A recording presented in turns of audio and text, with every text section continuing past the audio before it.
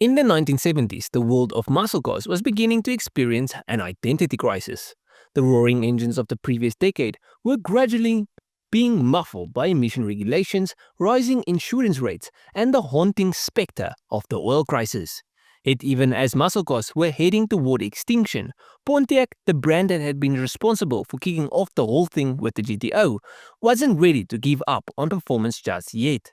Enter the 1977 Trans Am Type K, an idea so bizarre but so close to becoming a reality that it makes you wonder just what might have been. What exactly is this car? It's a muscle wagon. Yes, you heard me right. Pontiac, in the throes of the oil crisis, flirted with the idea of taking the iconic Trans Am and slapping a Kammback-style wagon rear end onto it. If you have never heard of it, well, it's not surprising. It never made it to production. But let me tell you, the story of the Trans Am Type K is one of those what-ifs that deserves far more attention. Now, when the 1970s kicked off, things looked good for muscle cars. We had the Chevelle SS454, the Cuda, and of course, the Superbird. These cars defined the decade, making the early years of the 70s a glorious time for muscle. But as the decade trucked on, it became apparent that the good times were coming to an end. By 1975, the combination of stricter emission regulations, soaring insurance premiums, and a devastating oil crisis all but killed the muscle car. V8s became a shadow of their former selves, and horsepower was replaced by efficiency and economy. Enter Pontiac. In a time when other muscle car manufacturers were throwing in the towel, Pontiac had no intention of letting its flagship Trans Am simply fade away. They were determined to keep the performance torch burning, even if that meant venturing into new territory. The solution, the Trans Am Type K, a wagon version of their beloved performance car. Yes, they were so bold as to take one of the most iconic performance cars ever built and attempt to turn it into a family-friendly wagon. And not just any wagon, but a sleek, aerodynamic Kammback-style bread van. Talk about thinking outside of the box. Now, before we get into the nitty-gritty of the Type K, let's just take a quick history lesson. So the idea of a sporty wagon wasn't entirely new. In fact, it had some serious Italian pedigree.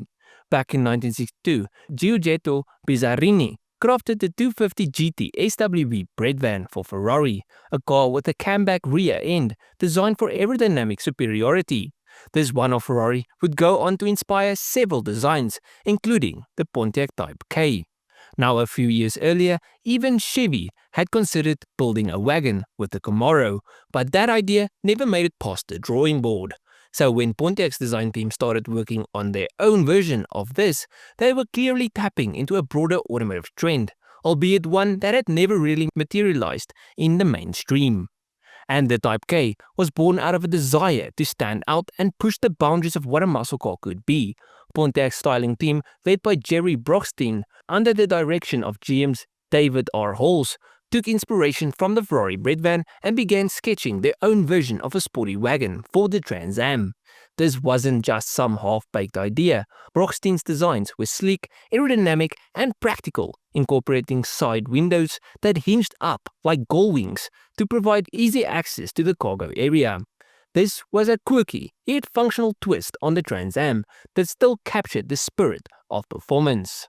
Now, once the designs were approved, the next step was making it a reality. And what better way to bring this unique idea to life than by enlisting the help of Italian design legend Pininfarina. The two Trans Am prototypes were shipped off to Turin, where the masters at Pininfarina worked their magic, and the conversion wasn't just skin deep. The cars received completely new steel body panels, bespoke rear and side windows, and a functional, fully carpeted cargo area that was as stylish as it was practical. One of the prototypes was painted in a striking gold, while the other sported a metallic grey finish with a contrasting red interior. These cars weren't just prototypes, they were art on wheels. Under the hood, the Type K Trans Am prototypes retained the 6.6-litre L80 V8 engine, which, while far from the muscle car powerhouses of yesteryear, still offered a decent 185 horsepower and 320 pound-feet of torque. It wasn't a fire-breathing dragon, but the Type K didn't need to be. With its new aerodynamic shape, it was reportedly even faster and more agile than the regular Trans Am. handling better, and feeling more planted on the road.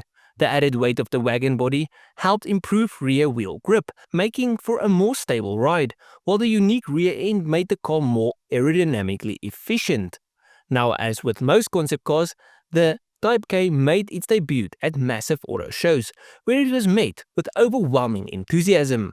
People loved the idea of a performance-oriented wagon, and they still do to this day. I mean, just look at the M3 wagon. I want one, and a lot of people out there in the world like them as well.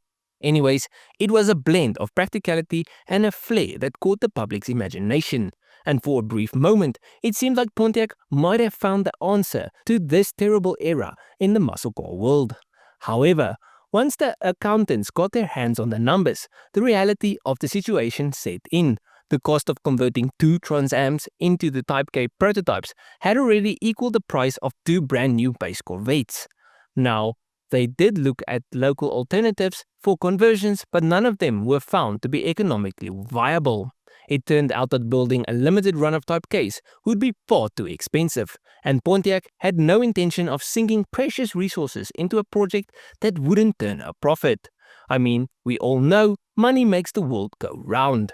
In the end, the production of the Type K was cancelled, the gold prototype was destroyed, and the world was left to wonder what might have been. But its story didn't end there. Remember, there were two prototypes.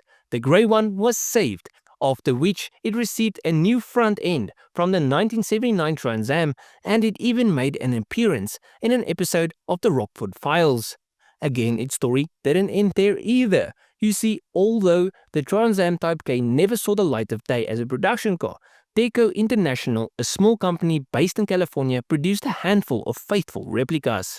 But even though this car never made it to mass market, it still remains a piece of Pontiac's history. A quirky, unconventional concept that makes us wonder what the muscle car landscape would have looked like today had the Type K been allowed to join the Trans Am lineup. But at the end of this video, please let me know what you guys think. Do you guys think this thing would have been a massive success, even though it would have been a lot more expensive than a standard Trans Am? Do you think it looks good? I like the idea of a performance wagon. I like the Audi RS6 Estate. I like the M3 wagon, as I said earlier. I just think it's cool. It's like sleeper, although they're not really sleeper these days. They look super aggressive, but I just like the idea. But let me know what you guys think. And if you guys enjoyed this video, please leave a like and subscribe to the channel. And if you guys did like it, you'll most probably like most of my other stuff. So just go through my channel, see if there's something else like. I'll check you guys in the next one. Cheers,